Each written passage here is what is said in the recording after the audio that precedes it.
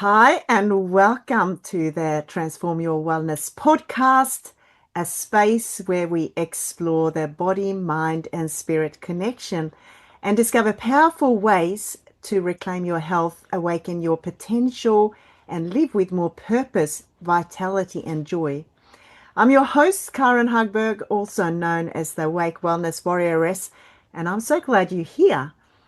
Today, I'm so excited to introduce my guest, Scott Donahue. Born and bred in Australia, Scott has lived an incredibly rich and varied life. His work was taken him from laboring, real estate, and financial planning to being a triathlon coach, horse trail ride instructor, relationship counselor, men's counselor, family support worker, and even a hypnotist. He spent many years committed to his own growth and self development, exploring a range of modalities and methods. Around 10 years ago, he stepped into a new chapter of life, essentially retiring, and now devotes his time to coaching and supporting others to achieve freedom freedom from time, freedom of money, and ultimately freedom to live on their own terms.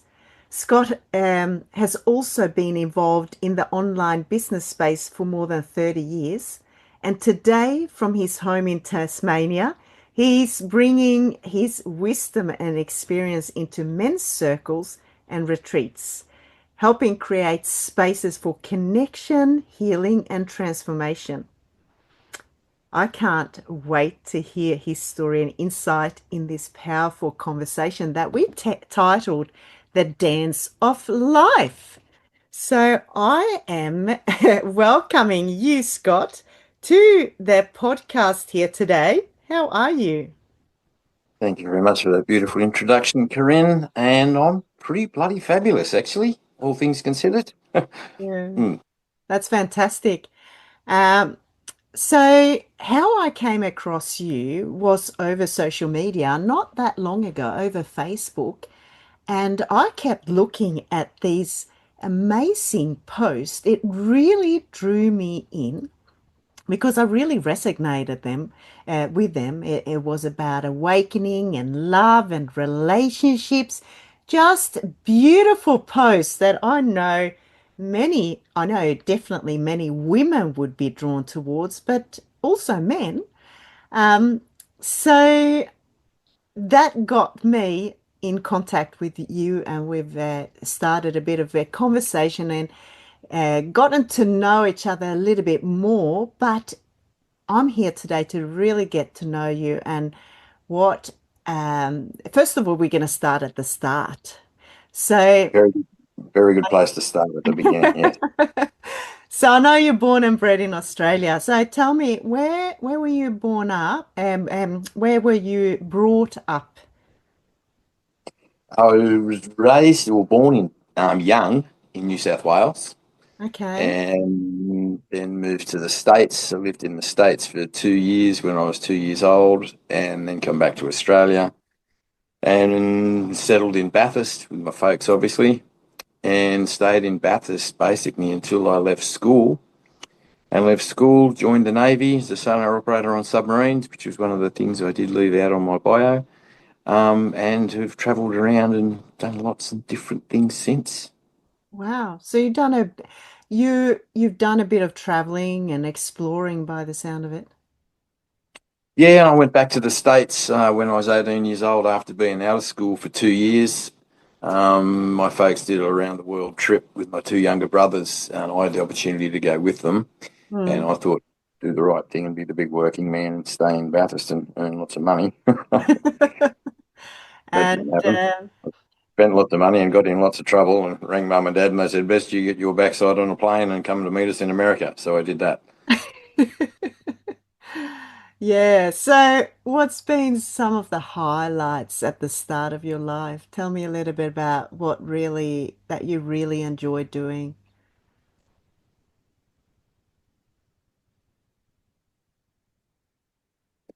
One of the things I enjoy most in life, um, I enjoy it when I'm doing it and being it as well, but I think I even get more enjoyment out of it when I'm watching and experiencing other people do it. And that's owning their stuff Yeah, yeah. and being brave and courageous and pushing through it. Okay. It turns me on. On the flip side of that, what grinds my gears and annoys me in life are lies and bullies. So it's the exact opposite of that that pulls at my heartstring, which is the truth. And watching people stand up for themselves Mm, mm, and not take crap in general in life and just to do the inner work and to be a more evolved, loving human being. It turns me on watching that and mm. experiencing it. If I can assist in that in any way, shape, or form, it's Yeah. just absolutely beautiful. So you're talking more about like personal development, sort of stuff, or the deep inner work of, really getting to know yourself. Yeah, that as well, and standing up for our rights as well, which has been a bit of a factor in the last few years and still very pertinent at the moment. But in general, yeah, the big picture for me is the personal development stuff. That's what pulls at my heartstrings. Yeah. You mentioned at the beginning there about life purpose. Mm, It, for me, life doesn't actually have any purpose unless we assign it one. And so many people don't. They're mm. born, they go to school, they leave school, they get a job, they get married, they have two and a half kids and a white picket fence, and they retire and then they die. Yeah. And like, where's the purpose to that life apart from creating a couple of children Mm, mm, and a white picket fence? mm, What's the purpose of that life? mm, mm. So, And for me, the purpose, and that's different to everybody, and it can change at any point in a given time. But for me, the whole purpose of life is to experience. mm, mm, The in, the out, the hot, the cold, the up, the down, the love, the fear. Like for me, this is life. yeah. And that's what you're And talking about, the title, the dance of life, eh? Um, exactly. And if we're not doing this in life, yeah. we're doing that. And We that's don't, flatlining. That's I was death. going to say we don't want to be flatlining, do we? Exactly. Yeah. Exactly. And just putting that into perspective, that little bit that I just shared then, one of the most powerful tools that I've ever come across for my own personal growth out of being down the rabbit hole for the last 30 years with it is a book called Conversations with God. Well, there's several books actually called Conversations with God. And I picked up those books to take the mickey out of them Yeah. because I still had an issue then with the word God. I believed in the divine or Yeah. universal intelligence, spirit, or whatever else you want to call it. But Yeah. with the word God, coming from the oldest Catholic boys' high school in Australia, and I wasn't Catholic, I was there to play rugby. I had a problem with the word God. I always knew in my heart that there was this thing Yeah. out there, but it wasn't this bearded, judgmental, punishing male sitting in the clouds in the sky. Yeah. And out of that book, there's a YouTube video. It's only about 12, 13 minutes long, and it's called The Little Soul and the Sun. And I'll try and interpret it as briefly as I can. But for me, it's the human experience. And Yeah. it's about this little soul who's a candle in the sun before we were all here in physical life form. And this little candle went to God one day, which is the bigger picture of the sun, and said, God, this is all fabulous and loving this situation. And I know myself as this thing called love or God or spirit or divine or whatever we wish to call it. We have words over what you call it. But I'm craving to experience myself as this thing called love. Mm, mm, But in that realm, there's no opposite. It mm, was just the light, or just the love. There mm. was no dark, there was no here, there was no there was no up, there was no down, there was no in, there was no out, there was only love, no fear. It was just that. And God said, that's fabulous, but we're in a realm where that's the only thing that exists. So Yeah. you can't experience what you are unless you have an opposite. And the Mm, little soul then had the first experience of feeling sad. She's never felt sad before. And then God said, what we can do is put you in a realm where there is opposites. mm. Up, down, in, out, there, here, hot, cold, boy, girl, love, fear. Oh, beautiful, this is a little soul, this is wonderful, this is wonderful. I get to experience myself as this thing called love. And then in a nutshell, God says, well, there's lots of different aspects of love. What aspect of love would you like to experience yourself as? And the little soul and the son says, well, I don't know what aspects of love is. So God's rattled off a whole heap of them. And then he said, which aspect of love would you like to experience yourself? And the little soul says, well, I'd like to experience myself as forgiveness. It's fantastic, says God. The only problem is there's no one to forgive. Oh, my God, sad again, says the little soul. And then all these other little souls, candles in the sun, it started to gather around because they heard this little soul was having a conversation with God. And one of the other souls stepped forward and he said to the little soul, he said, it's okay, there's no need to be sad. He said, I can help you. Mm, mm, mm, So how can you help me? He says, well, I can come into your next life when we go into this duality of opposites and I can come along and do something for you to forgive. So I was, oh, that's beautiful. That seems dancing and hopping. I get to be forgiveness. I get to be forgiveness. And he's saying, well, what are you going to do? Just a little bit nervously. Now the soul laughs. He said, oh, I don't know, we'll think of something. And long story short, they go off into their next life and the other soul does something wrong. And then the soul gets to forgive them. mm, But as he says, when they do that contract, the soul that's come forward to help him, he says, I'll do this on one condition. And the other soul says, why would you do this? He says, it's because I love you. He said, I'm going to do this on one condition. He said, when I do this thing that's not so nice that you'll choose to forgive me for, I need you, or desire you desperately to remember us now in our pure light form. mm, Because I will be trying so hard to not be me and be this light, beautiful form of love and be into this darkness and dense, heavy form, that if you don't remember me now, I may not remember either, and we'll both forget and be lost forever. And for me, this is the experience of life. yeah. It's to experience the up, the down, the in, out, and it's so goddamn relevant to my life. And the things that I've been subjected to where I've chosen to place and action forgiveness. Mm, mm, So for me, it is just a beautiful, beautiful story. And that's how we get to know ourselves. yeah. By not being yourself. So from a soul's perspective, it's sitting back going, oh my God, this is almost orgasmic. Not only do I know myself as this thing called love, but I get to have the experience of it and not being it. So now it has some meaning and some value. Mm. And for me, this is the whole dance of life, the human experience. Yeah.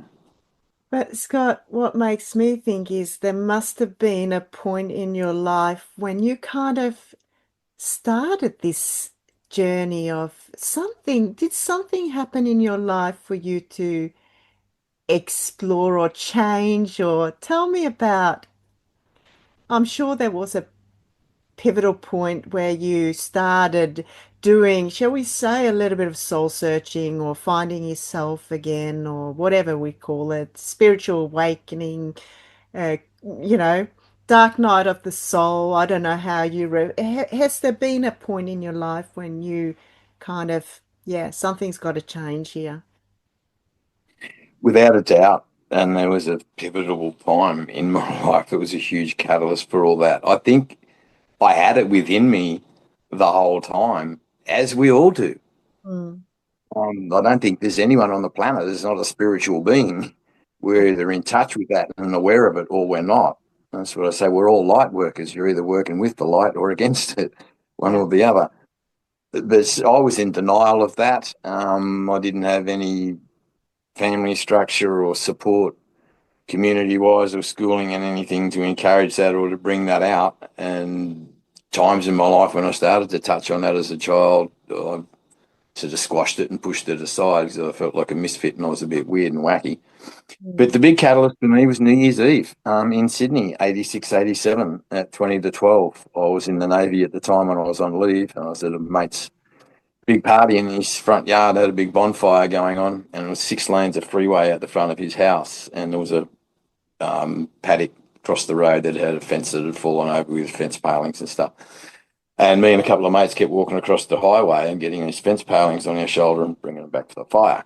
And at 20 to 12, the last time that I was doing it, I walked across 3 lanes of highway, got to the centre island and looked to the left. All I could see was wood on my shoulder and I twisted around and looked up the highway. I could see at least 100 and 150 metres up the highway of 3 lanes and there was no car there. There just wasn't a car. And I stepped off the island and got to the middle lane of the next three lanes, and bang, I got hit by a Mitsubishi van, L300 Express van, doing approximately 90 kilometers an hour. Wow.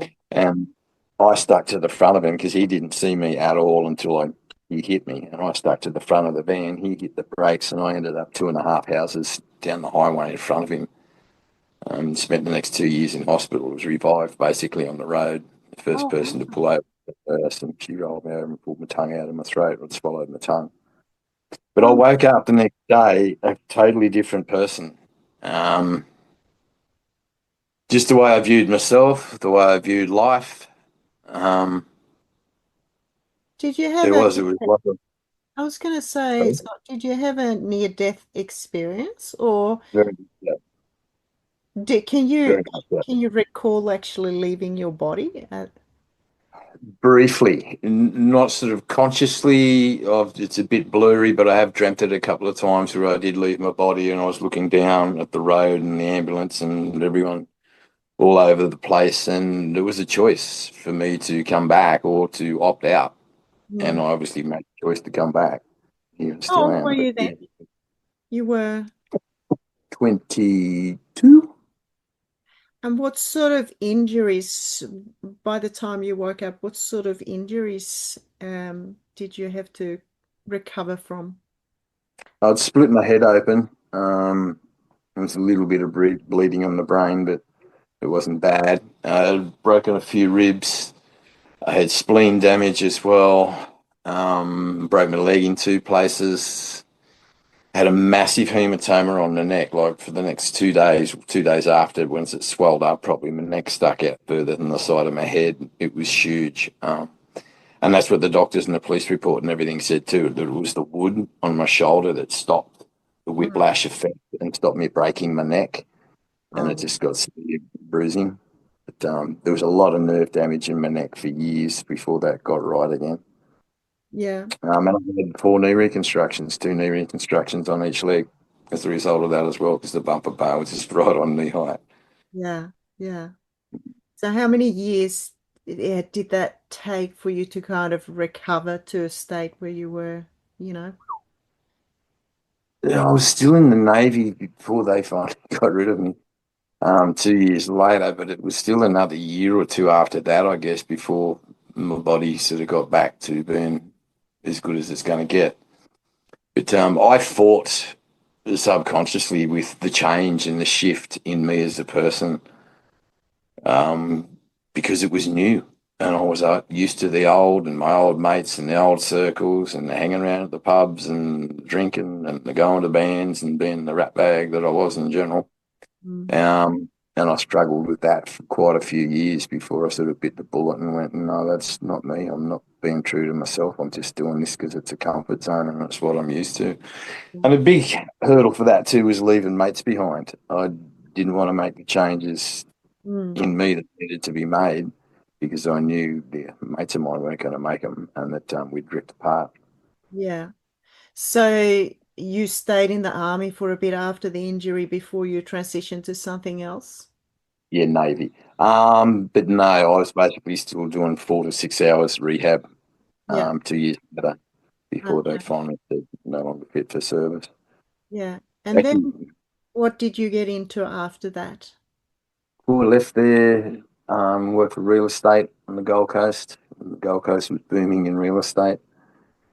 Then left there, went to Cairns. Was in Cairns for a while. Was doing trail riding, instructing in Cairns and rap jumping, which is like abseiling but face first. Yeah, and come back to the Gold Coast triathlon assistant coach for a couple of years there. Yeah, I've had a varied work history, absolutely. So did you do triathlons yourself or you? Okay. Mm, Wow. yeah, in a big way. Yeah. Mm. Wow. So very diverse life, I suppose, with lots of different things you've done. Um, and tell me about, you're talking a lot about being true, to yourself. Can you elaborate a little bit more about that and what that means? What's your kind of definition? What does it mean to be true to yourself? That's a very good question. And for me, that's not something that's written in stone. Being true to ourselves is dependent on and the variables associated with that as to who I am and who I see myself as I am. And that can change and just get deeper each and every day. I don't think that that's something that's finished. I think the Mm, day anyone wakes up and they think, oh, I couldn't possibly be a more loving human being today, or more mm, awake or more aware or more conscious if I tried, well, you might as well stay in bed forever. The game's over. Because for me, it's a deeper and deeper process of growing and evolving and realizing who and what we are. mm, And we've been misled about who and what we are. And for me, every master and guru that's walked the planet, there's two things that they've stood by basically, and that's know thyself, not believe in thyself, know thyself, mm, and live in the now. The mm, past is history, the future is a mystery, the now is a gift. That's why mm, it's called the present. mm. So, what would you say to people, maybe, or anyone, but maybe more particularly men, because I understand you worked a lot with men, maybe more than women, is that correct? Yeah, it's fair to say. Yeah. If they're, if men feel like, or women for that sake, feel like they feel a little bit lost. They yeah, they've lost their footing due to me. I mean, it could be anything in life from, even just, I shouldn't say just, but divorce or any major kind of thing in life. What would be your first thing if they say, I don't know who I am anymore? They've lost themselves. What kind of, should I say, no, like advice would you give someone like that? They just feel totally lost, like they lost themselves because it sounds like you've been there at some point of in your life. What would you suggest to that person that, I just feel like I don't know who I am anymore. I don't know what the purpose in life is. I'm just lost. And so many people, I think everybody, pretty much, goes through that at some stage in life. And just relevant to that in the last few weeks with the latest Lionsgate portal and the full moon, etc., that was going on. I can speak for myself and so many other people that I'm in contact with around the world, for that matter, have felt that exact same thing. Just lost, lonely. What's the point in life? Who Mm, am I? mm, Um, and they're brilliant questions. And sometimes we don't even need an answer for them, for that matter, either. It's just something that will pass. mm, But yeah, it's getting to know self. So much of that is getting away from other distractions, mm, especially technology, mm, and being busy mm. in general is the biggest restriction from us getting to know ourselves, which is all by design, in my opinion. It's the biggest addiction in the Western world is being busy and being addicted to drama, which is also all by design with Yeah, Mills and Boon books and Hollywood and all the yeah, soapies on TV and everything else. It's all about drama.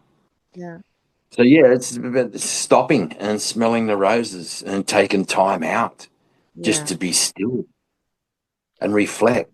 Like one of my great analogies that I've used for many years is on a pond of Mm, water.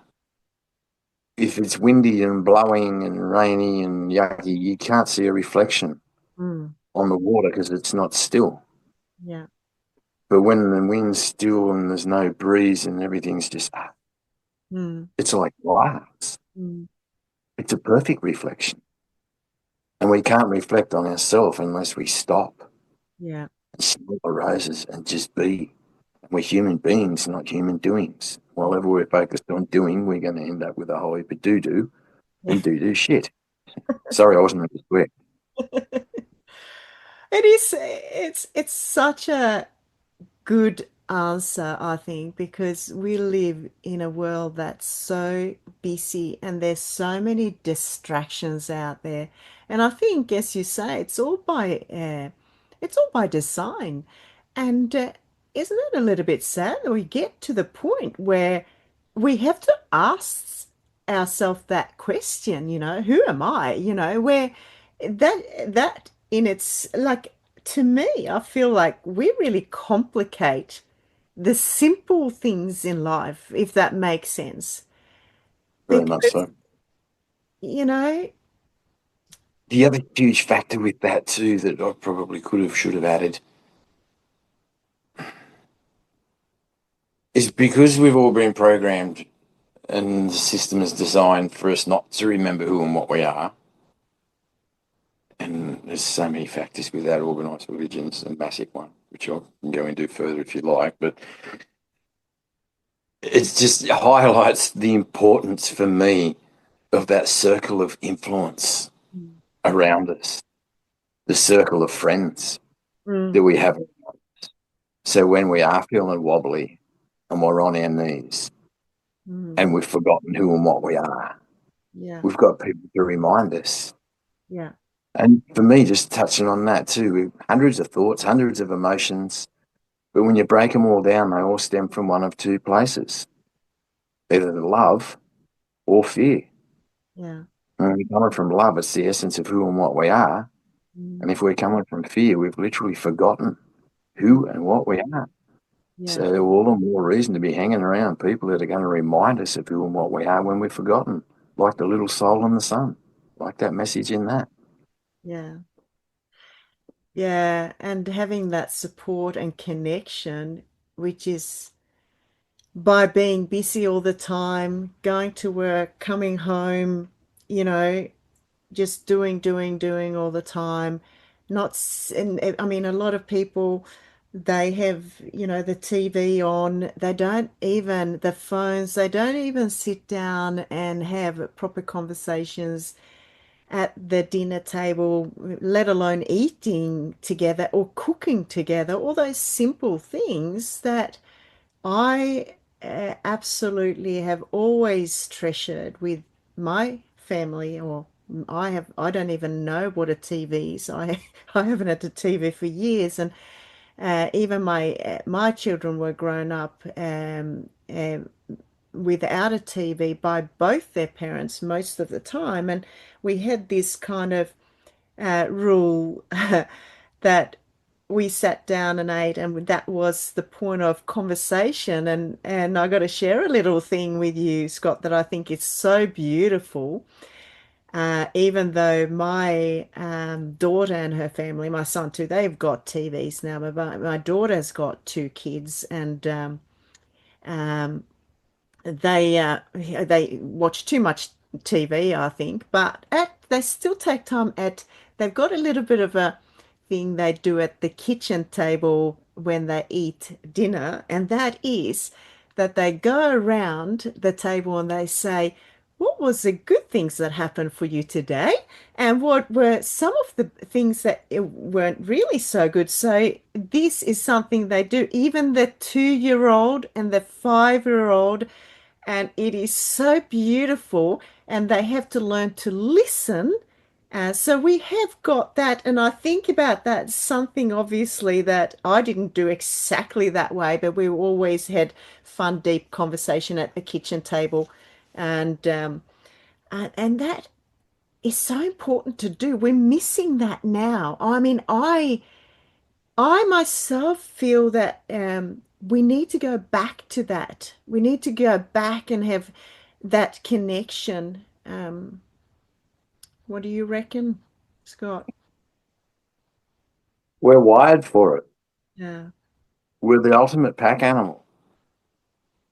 Like even the best bloody trackers and bushmen in the world can't live sustainably by themselves. Mm, They have. There's too many things to do apart from needing the physical connection and the chat and the cuddle and everything else. There's too many things to bloody do each day for one person. Yeah. We're wired for connection. We really are the ultimate pack animal. Yeah. And this is one of the big things I'm on about is putting unity back in community, Yeah. back in the bloody family as well, but everywhere. And again, this is all by design to break up community, to break up family. The Mm, establishment can't control people that are united and that aren't scared. So mm, they want to separate it or living in the illusion of separation because there's no separation at all in reality yeah. and living in fear because you can't control people that are united and not fearful. Mm, mm, yeah. And the last few years obviously been very highlighted in that area where we were told to, stay at home, not have the connections. We were obviously asked to, not see family really because, there were a lot of fear that was put out there, and that's obviously. And the big point for me to Mm, do with all that nonsense is that none of it was justified. no, yeah, You could almost understand it if it was, yeah, but it wasn't justified. There's no science, there's no evidence. If the science and the evidence are all supporting what I'm saying now, that it mm, wasn't justified and that it was a complete blown bloody facade. But anyway, mm. But we'll get around that that obviously caused a lot of, um, I think trauma. it caused a lot of trauma. I'll reckon Absolutely. I can relate to that myself. I mean, I reflect on it now after what actually I went through in my life, and the choices I made and the impact. And um, you don't necessarily realize when you're right into it, but it was huge for me. And I still now to this day having to kind of, yeah, do the healing work in that. And I don't you believe that a lot of people are in that stage, and a lot of people in um, a little bit of a stage of confusion too with the whole thing, of how to deal with it. like deer in the headlights. Yeah. Yeah. Yep, So absolutely. do you believe that this journey you were on, that, from the injury and you going on this big, uh, like personal growth journey, I would say it's more of a spiritual awakening journey, isn't it? Because you're going back to connecting with what you really are. Would you say that made you see things clearer than maybe the majority did at, when this intense period started a few years ago? Do you think the work on yourself made you kind of go, hang on there? You were more connected with spiritually, so you saw things perhaps differently to what other people perceived it as? I think that is a factor for sure, but I also think I had a lot of insight or awareness, probably as opposed to insight, way before my spiritual journey as well. Mm, Um, and just highlighting that a little bit too, like over the last 4 or 5 years, I was pretty loud speaking out about the COVID nonsense. Um, and attended nearly every rally here in Tasmania and spoke at most of them, just trying to educate people about the truth and reality of what's bloody going on yeah. and highlighting the dismissal of really important facts. But one of the things that really stood out to me was the people that were standing up and speaking out and could see what was going on. So many of them were the black sheep of the family, and a lot of them were the troublemakers at school that just weren't paying attention and weren't interested in what was going on. and mm, were more interested in what was going on outside in nature or bloody wherever else, but they weren't really interested in what was being put on the blackboard at yeah, all. They were switched off. They were always in trouble for not paying attention. mm, mm, So I think, yeah, it's just an inbuilt bloody guidance system that some people seem to have. mm, mm. And Well, to touch on that too, like I actually think there's more people in the world that can see what's going on than meets the eye. mm, But I think a lot of people start to see what's going on with the establishment and how unjust everything is, or most things. mm, And when they start to look at it, it makes them uncomfortable. mm, mm. And we've all been programmed not to feel our uncomfortable feelings. Yeah, that is a big a truth. I feel that, and that's why, as I see it, humanity hangs on to so much trauma because we are programmed that certain feelings are not so good to have.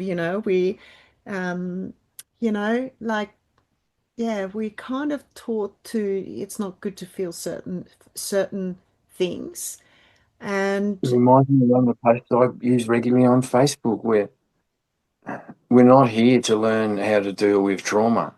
mm, Most of us are very well versed in that. mm, What we're here to learn to do now is to experience and embrace joy mm, because that's what's foreign to us. yeah, yeah. And a lot of people will stick with what's comfortable, even if that's painful and yucky and good. That's what they know, so that's what they'll stick with. Yeah, the familiar is what we tend to stick with. It's always hard to be comfortable with it.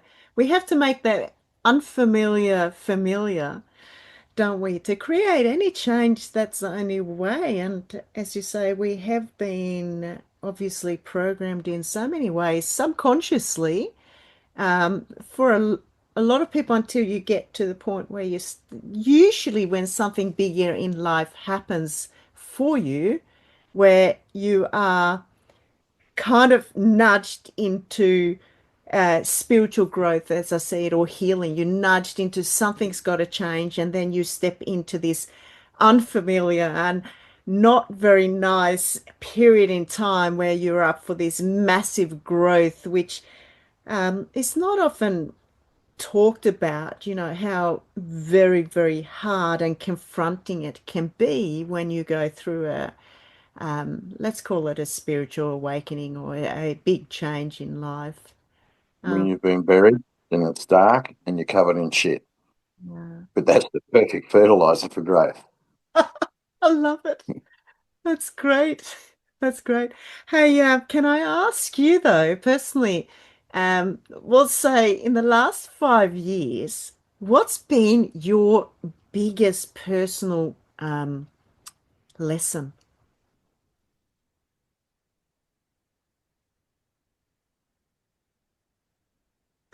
I love the laugh, smile. Ooh, there's been a few. One of the big ones, well, yeah, the big one, and I guess I knew it a long time ago. I forgot it when the COVID nonsense first started, but I've been reminded of it, and I'm just reminding myself deeper and deeper and deeper all the time of it. That the external world is a reflection of our internal world. The universe is you in verse. Mm. Can you say that again? The universe is you in verse. Thank you. I just wanted everyone to hear that because I thought that was very, very good. 9 times out of 10 of the things that people are struggling with and squirming with and are uncomfortable with that are happening in the external world, even with the bloody establishment and the system and the way things are going, they're guilty of doing the same things in their own personal life Yeah. themselves. Mm, mm, And that's how we change the external world is by changing our internal world. mm, mm, That's the same with the relationship factor, I think I've shared with you previously. mm. Essentially, we're only ever having one relationship, and that's the relationship with ourselves. Yeah, yeah, And all of our external relationships are a reflection of that. yeah, yeah. We are that powerful. Mm. mm, And the establishment does not want us to know this. We are co-creators with God. It's one of the very few sentences in the Bible that I agree with. yeah, yeah, absolutely. So coming back to all the beautiful posts you post about love and self-growth, obviously that reflects that really. And sex, What's that? and relationship, and And sex, and and relationships relationship. and sex too, and And for and me, the God, sex, money, but especially God and sex are two of the most important things to be speaking about on the planet at the moment. mm, mm, They really are, because so much of our identity about who and what I am mm, stems from my belief system externally of what the divine is. mm, mm, And for me, sex is just what the whole cosmos operates about. It's not about penises and vaginas. It's about synergistic energy exchange. We're having a synergistic energy exchange now in this podcast. mm, mm. That's what karma is. You do good stuff, you get good stuff back. You do negative stuff, you get negative. This is synergistic energy exchange. It's the way the whole world works. Oh, I love And the establishment knows this, and that's why they've inverted it and contorted it and brought it back to just physical bits and penises and vaginas and that. 30 seconds of bloody pleasure is what they think. It's not about Yeah, it's in the yeah. relationship bit for me too. I saw I bang on about that so much. Life is all about relating Mm, mm, mm, to people, to places, to things, to experiences. And it's how I relate or interact with all of those things that determine my level of joy in life. mm. And And we I can't really know know ourselves without the other. That's why absolutely. it's supposedly so easy to reach enlightenment sitting in a cave. Yeah, I've got a problem. Well, Yeah, you bring in that person's family or their ex, and yeah. then I see if they've got any. Hang on, what? I'm not quite so enlightened. Mm. We can't know ourselves without the other, and that's the whole purpose of deep, intimate, loving relationships: is to bring our staff to the surface and to show the places where we're wounded and unloving and fearful and damaged, not damaged but wounded. And I know we spoke a little bit about that the other day when we connected, and I was asking you a little bit about, about relationships because um, I hear it from so many people. Both I speak to a lot of people open up to me when it comes to relationship stuff. Maybe it is because I'm a fairly open person and I like listening and talking to relating to people. And I always say that um, Probably not a maybe involved. what's that? Probably no maybe involved. But I do feel myself that as a woman, I feel that we are meant um, to. I mean, I strive best when I am in a relationship. I always feel that even though you say it brings up, it brings up your wounds, it brings up everything, but that's a beautiful thing because we're meant to have that to grow. And a lot of people say to me that, we live in such a throwaway society, as you said, it's all about sex. It's all about the physical appearance, that sort of the superficial things. But what about the treating people? Um, first of all, obviously, when you get together as you know, as a couple, obviously there's got to be some energetic connection there. But then once you get involved with a person, it's like we live in this society now where as soon as something gets a little bit tough, something happens, it's like throw away, goodbye, that's it, that's hard.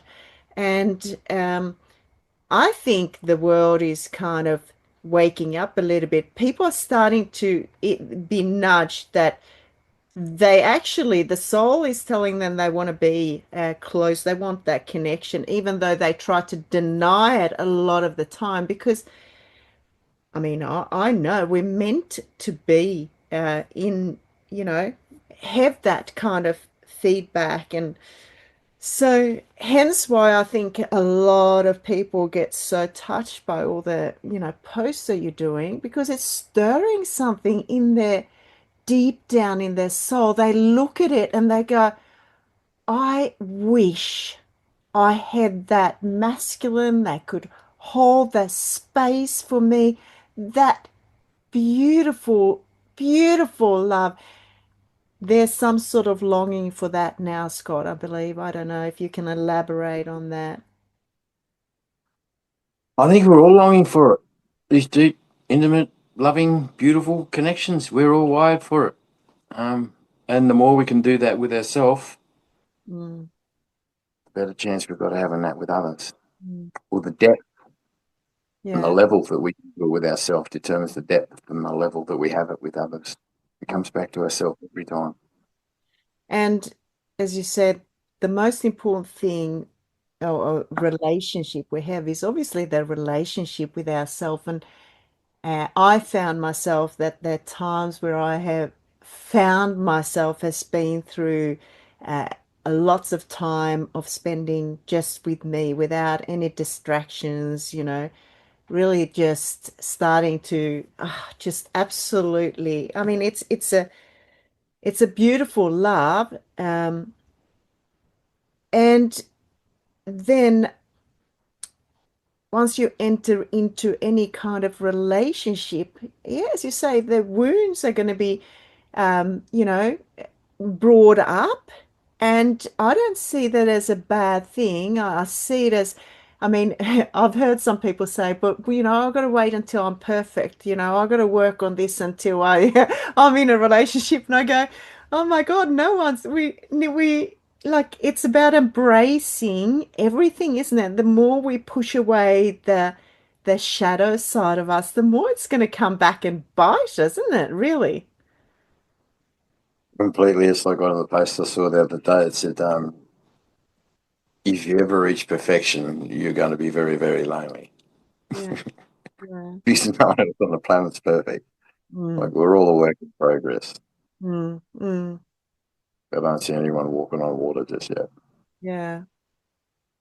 So tell me a little bit about we finally sort of come to the, I suppose, the now situation with you. What are you really loving in your life at the moment, Scott?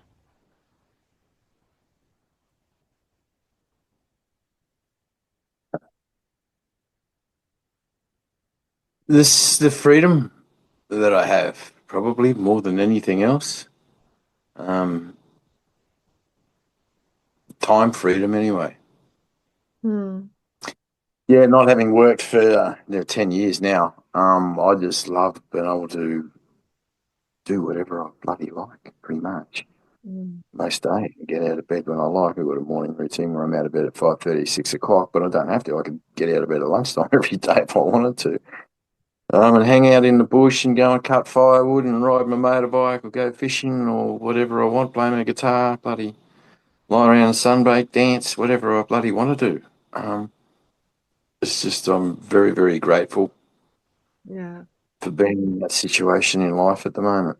Mm, Um, mm, and I'm quietly excited about what happens next too. I've got a really, really exciting online business, which you know all about, which I've just jumped on board with in the last few weeks. But out of everything I've looked at in the last 25 years, I'm more excited about this than anything else.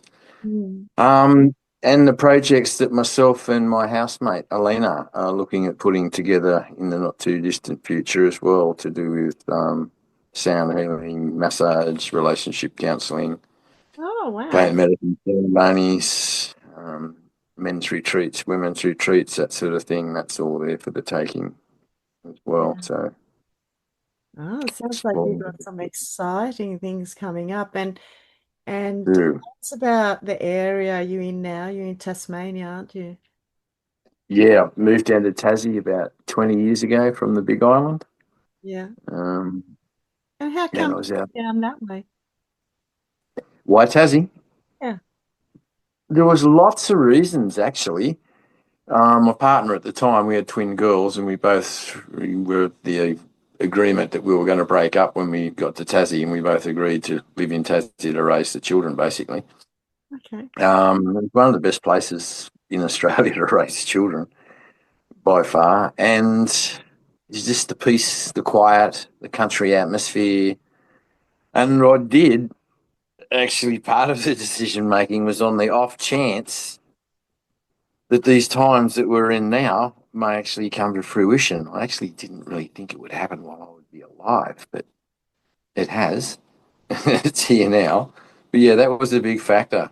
When I looked on a map of Tasmania, there's just blue lines everywhere with creeks and rivers and streams and underground springs and lakes. There's just fresh water everywhere down here, and the food supply's pretty good too.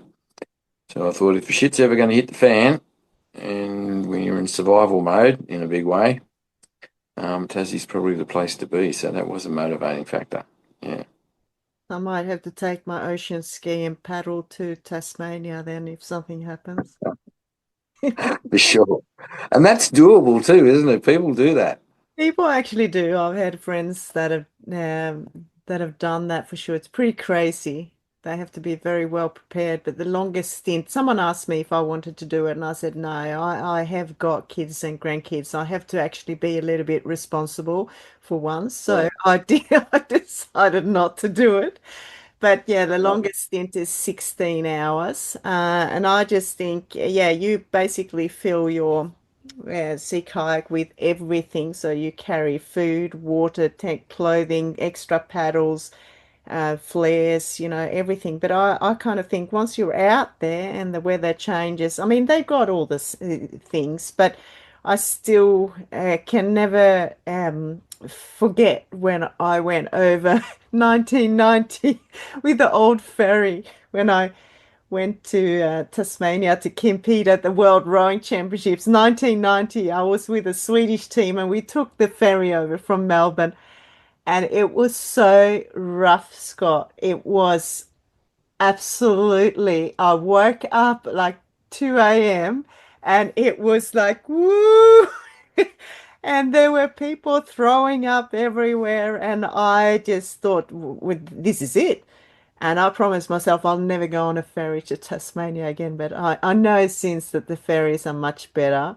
But I can't imagine being on a, you know, in like they it can be super rough out there. But they reckon they listen to all the weather, forecast, and they can, I just wouldn't trust in that completely though. But I've had many people that I know that have actually done it. Yeah, Big bit call. bit crazy. Big call. Mhm. Yeah. So Big. yeah, so you sounds like you're in a bit of creation mode with what you're doing now with your online business and also maybe setting up some retreats again and things like that. Sounds really exciting. Tis. Mm. Tis going to have a reason to get out of bed each day. Yeah, yeah, yeah.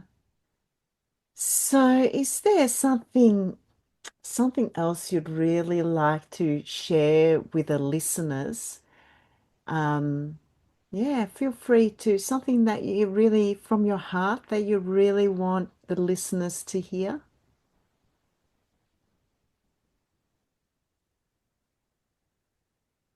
Eh. It wasn't very specific, was it? But just I something in, guess, I guess for me, um, the most powerful and pertinent, it's short, punchy advice, suggestions that I would give to people is just enjoy the ride yeah, and the dance of life. Just enjoy it. Do what pulls at your heartstrings. yeah, Don't take it too seriously. There's yeah, no messing it up. There's no getting it wrong. There's no judgment day. No yeah. one's going to hell. Mm. Just relax. Oh.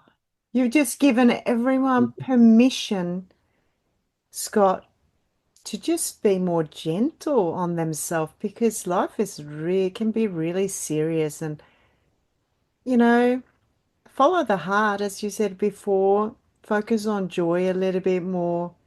Don't take things too serious.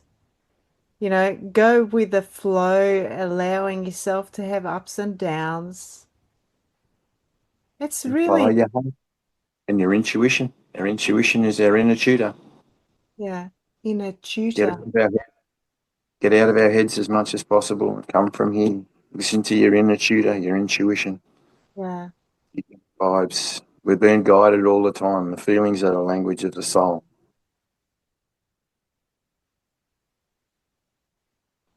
So I've got one more question for you.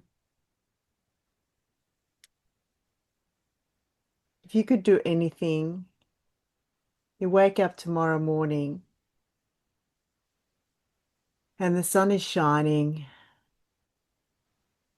and you following your intuition, what would be the first thing you would do or want to do when you wake up in the morning? The first thing that comes to your mind.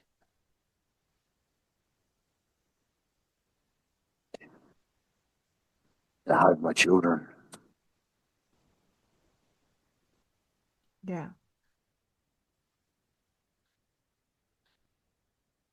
And Mm, obviously got a son that's passed, so I can't physically hug him. mm, But it would be my other three daughters to look into their eyes and hug them every morning. mm. Be a beautiful thing.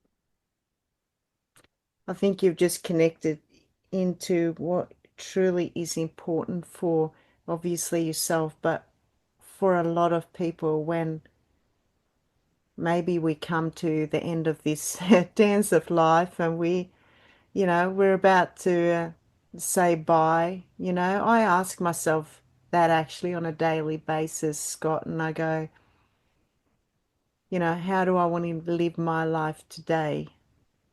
And what's really truly important to me. And in the end, for me, it's about being true to me, but really express love to the people that are there, uh, in my life and that I care about. And it doesn't have to be just family. It's about being appreciative with souls like yourself, Scott, because I'm very grateful. I intuitively tune in to connecting with people, and you're one of those souls that it's like, I see your soul, and then I have this thing that I really want to reach out and connect. So I am very grateful for having, asked you a few, you know, questions today, and I'm sure the listeners have gotten a lot of good nuggets from this. The listeners are able to reach out to either of us. There will be descriptions um, in the description in the podcast, and also this will be also on YouTube. So make sure you check out the description. We'll have all the information there, so you can reach out to either of us, ask us anything, and we'll be happy to answer you. And of course, also make sure you subscribe and share this because both me, I would say you too, Scott, we're here to kind of, I guess, awaken our spirit to be more to the love that we have within and connect. So by spreading and sharing all this, I know it will touch some people's heart. And as you said, that's where we need to come from. So I thank you from the bottom of my heart for sharing so deeply, Scott. And yeah, thank you so much for all the listeners. Is there anything you want to share before we go? Not that I can think of. I'll probably think of something as soon as we end the recording, but for now, yeah, out of words, I guess, and that doesn't happen very often. But yeah, thank you very much. I'm very grateful for the opportunity and the invite. Yeah. And it's been a lovely chat and fantastic connecting. Yeah. Thank you so much. Thank you.